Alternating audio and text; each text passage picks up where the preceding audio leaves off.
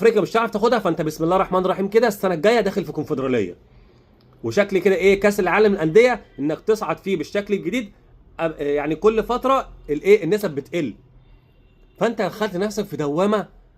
انا مش فاهم، ده موسم اسوأ موسم تقريبا جه في تاريخ النادي الاهلي، مش هيجي زيه بسبب الفشل والتخبط والعبث والقرارات السيئه جدا اللي بتحصل، وما تفهمش في ايه، مين المسؤول، مين اللي بيدي صلاحيات لناس مش قد المستوى ومش قد المنصب ومش قد الكرسي اللي هي فيه.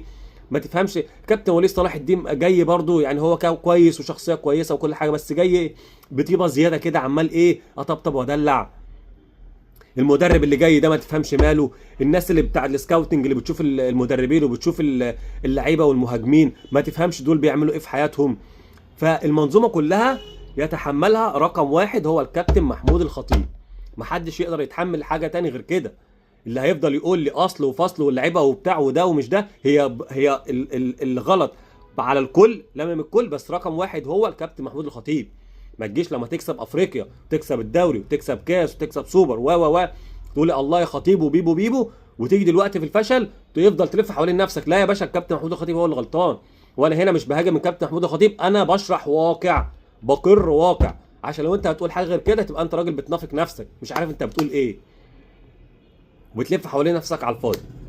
فربنا يستر الموسم ده ان هو يتلم على خير، ان انت دلوقتي قدامك حل من الاثنين. يا اما يا باشا تمشي تروب ده وتدخل في مشكله شرط الجزائي برضه، وتدي له عقده بالكامل ويروح بيته قاعد في بيته ومرتبه يفضل يوصل له كل اول شهر، وكده كده ده هيضيع عليك الموسم. او تحاول تلحق الموسم على قد ما تقدر ان انت تمشيه وترجع بقى عماد النحاس تاني، تجيب بقى مدرب بقى وطني يمشي الفتره دي على قد ما يقدر، تجيب حسام البدري، تجيب زي ما تجيب، تحاول تتصرف، ان انت تنجز الموسم على قد ما تقدر. شوف بقى انت بقى عايز تنقذه فلوس ولا عايز تنقذه بطولات. ما انت معلش برضه، ما انت يعني لما تعوز تخلي المدرب عشان ما تخسرش فلوس، ما المدرب ده هيخسرك بطولات، بطوله دوري، بطوله افريقيا، مش هتعرف تخش بطوله افريقيا السنه الجايه، مش هتعرف تخش كاس عالم، فبالتالي ما انت خسرت فلوس. فالاسلم ليك ان انت تمشيه، تخسر فلوسه، بس تحاول ان انت يعني تصلح، ويعني تحاول ان انت ايه تلحق ما يمكن ان انت تلحقه، في ان انت تاخد دوري فيدخل لك عائد، تاخد افريقيا فيدخل لك عائد، تعرف تدخل افريقيا السنه الجايه فيدخل لك عائد، ما تخشش كونفدراليه، تعرف تحاول ان انت ايه تنقذ ما يمكن انقاذه.